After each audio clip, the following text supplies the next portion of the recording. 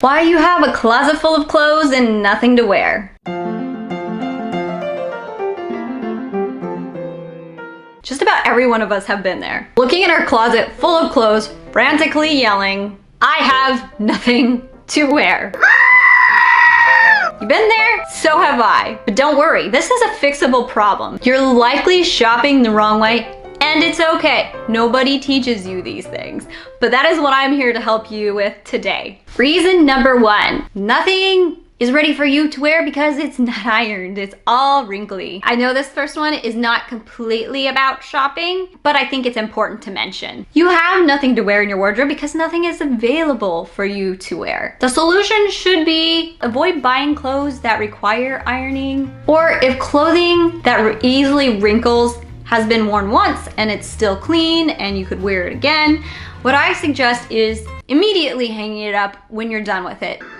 I can't do it. If you're feeling too tired or lazy, or for whatever reason you don't want to do that, have a chair wherever you tend to get undressed, whether it's your closet or bedroom, that you hang it over. That way it's not on the ground like all crumpling up and getting wrinkly, and it's not wearable for you to wear the next time you need to leave the house in a hurry. So just cheat, use the chair. This used to be my clothing chair that I put clothes on. Now it's a couch.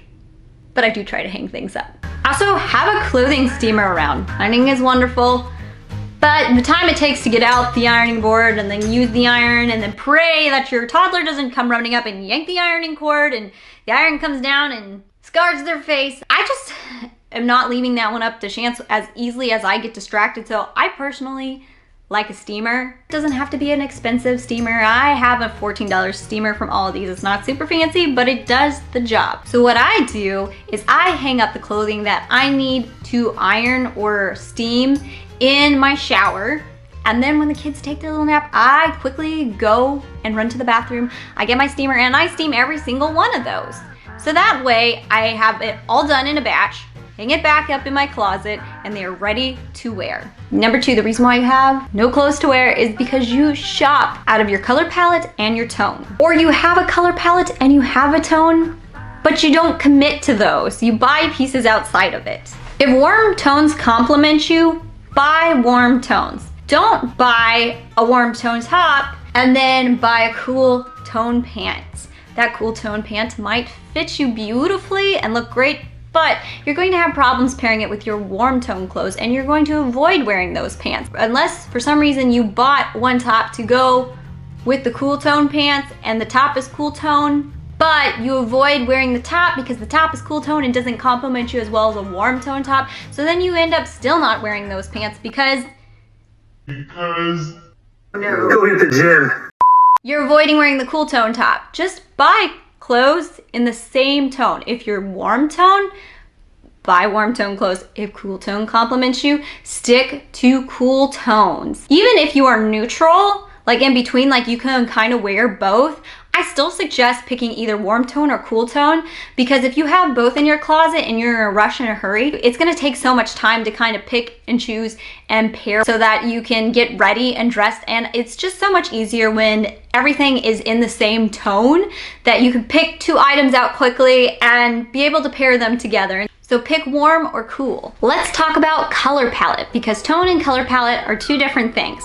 So now that you figured out your tone, whether you're warm tone or cool tone, make sure that you have a color palette. And color palettes should be personal and custom to everybody. I'm not suggesting go with the rainbow because then that is too many colors to work with. One example of a popular color palette right now: orange, green, cream, white, brown, and gray. Notice how all of these colors look so pleasing together and can be paired with one another. Another example is purple, gold, cream, light blue, brown. You can also do jewel tones. If you have items that are all in the same color palettes, it is easy to pair them together, especially in a hurry. Palettes can be changed from season to season. For example, in the spring, you might want some warm tone, hyper feminine colors like pink and purple and white and cream and gold. But in the fall, you might want some warm, rich tones. So you can also keep that in mind as you go from spring to summer. You can have different color palettes. You do not have to stick to pastels all year round. I personally do not apply the color palette rule to standalone items, one-piece items like jumpsuits, dresses, stuff that doesn't need other clothing articles paired with it because you can just wear them on their own. But pieces that are paired together, like shirts and pants and skirt, that's when you really want to apply the rule. The other thing too is even though it's a standalone item or a one-piece item, if it is a fall item, keep in mind it needs to coordinate with your coat. So that is more tricky because once again, it's not following that standalone rule. It has to be paired with something. Even if you really love a piece and it looks beautiful on you, but it does not fit in your color palette or your tone, leave it, girl. Don't do it. Your wardrobe, your time, and your wallet will thank you. The next reason you have nothing to wear is you have too many statement pieces and not enough basics. I raise chickens, and a funny thing about chickens is you can serve them much needed and totally required for their survival food, but if there's something shiny on the ground, even if it's non-edible, they will fixate on that item and just attack it and go for that and try to eat it and completely ignore their meal. Sometimes, ladies, we are like that when we go shopping for clothes. We see shiny and beautiful and fun and interesting statement pieces, and we invest in those as opposed to, you know, a boring basic like a white shirt or blouse or pencil skirts. This can become a problem, especially if it becomes to where you have a dish that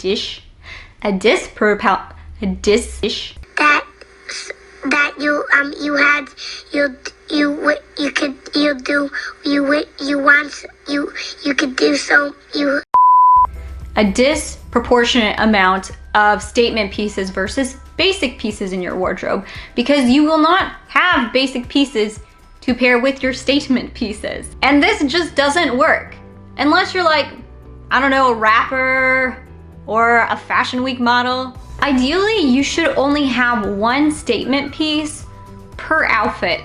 And if you have a lot of great basics, a well-paired outfit that is completely comprised of basics, but it's well paired and thought of, is actually very nice even without a statement piece. But a whole outfit of statement pieces is a circus, which is fun sometimes, but not always the look we're going for. It's important that first you buy the best fitting jeans for your body shape, basic white shirts and blouses, a basic black dress, basic skirts, jackets, nude shoes, black shoes, and caramel shoes, because caramel shoes go with almost everything, y'all. If you have a closet full of basics, the options are gonna be almost endless for pairing your statement piece clothing. So have those statement pieces, but not more than you have your basic pieces. Focus on getting the basics first, and then everything else will fall into place.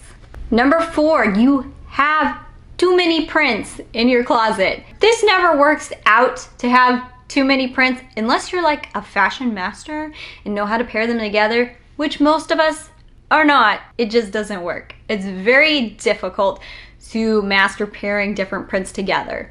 And the reason why you're having trouble pairing your favorite stripe top is because maybe you have patterned pants or a patterned skirt or a patterned dress and you have nothing that can go with the pattern piece. You need more solids in your closet. So focus on solids first and then getting your pattern pieces. Think of prints as also being in that statement piece family. You want some of them, you do not want too many of them. Prints are fun and they can show personality and character, but they can also look like the circus if you have too many of them on. So patterns, they are fun, but don't let them dominate your wardrobe. Make sure you have enough solids that you can pair easily and effortlessly with those patterns.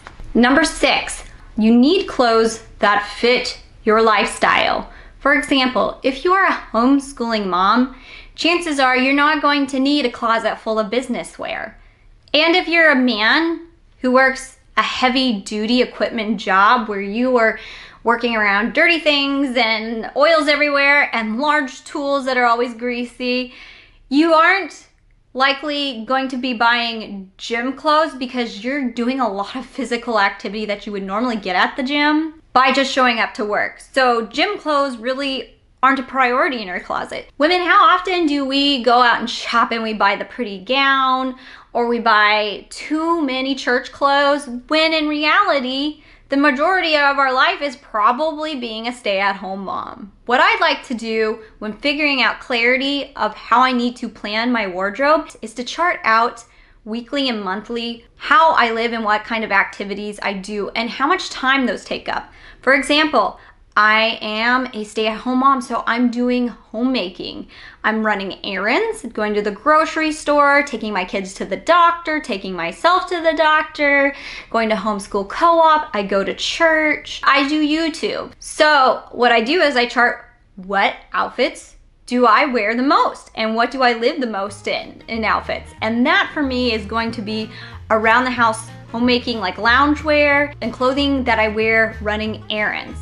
So instead of spending more resources on clothing that I wear for church, which is one day a week, I will get pieces that fit my lifestyle. So that's going to be house dresses, that's going to be cute loungewear to work in, that's comfortable. And then I'm going to have some pieces that are easy to pair together when I go out of the house to do those doctor's appointments, that grocery store run, and co-op. So I'm not going to be buying gorgeous fantasy gowns, and I'm not going to be buying work suits or pantsuits. I'm going to be buying what fits my lifestyle. And if you're living most of your lifestyle being at home, maybe it's more worth it to invest in cute loungewear that you can work in and still be adorable. Maybe you're a mom who has a sick child and you're constantly taking them to the doctor for whatever needs. If they have a heart issue, if maybe they have a learning disability and you have to take them very often and frequently to therapy, invest more in clothes that you're going to wear leaving the house in, because you're going to be wearing that even more. So let that dominate your closet. Buy the clothes that you will actually wear. So when you are running to an appointment or you're running out of the house, you're not saying, I have nothing to wear, because you have clothing for that occasion. Number 7, the reason why you never have anything to wear, especially when you're in a hurry, is because you are not planning ahead and playing dress up enough. If you want to have a well thought out outfit, you need to think about it ahead of time, because when you're in a hurry, the last thing you're thinking about is completing that outfit. You're thinking about just putting something on and getting out of the house. What I like to do is when my kids go to sleep for their nap time, I will go to my closet, make sure there's a mirror and a camera in hand, and I will try on different pieces. I'm gonna keep in mind what I'm going to do that week, that month. What kind of outfits do I need? So I'm going to play with that. I'm going to dress and try different things, and then when I find an outfit that works and then I like, I take a picture of it, I save that picture in a folder, so later on when I need to figure out what to wear in a hurry, all I have to do is go to that folder, pick that outfit, and be like, oh yes, I remember this. Good choice. And I will just grab all those items and throw them on, and wachow. That's right, I got myself a good outfit going on. This also works fantastic for vacation. I went on a week-long camping trip to this place called Big Sandy, Texas, and they had an event called Family Camp, and I got a lot of compliments of people saying, wow, you just look really nice for camping. Like, your outfits are just so well planned. That is because I did not plan those outfits when I was at the camp. I didn't just throw a bunch of clothes in and hope that I was going to wear them. No, I tried on everything before I was going, took a picture of it. When I was camping, I just couldn't see everything out in front of me. I just knew there was like a box full of clothes, and it's really hard to have an imagination when everything's kind of jumbled together in your suitcase. So all I had to do was look in my folder of those pictures I had taken, and I'm like, oh yeah, that's right, this is what I can wear. Didn't even have to think about it. Didn't have to feel bad about trying to think a little bit harder while camping, because I didn't have to think about it. It was already decided for me. Super easy, very little stress.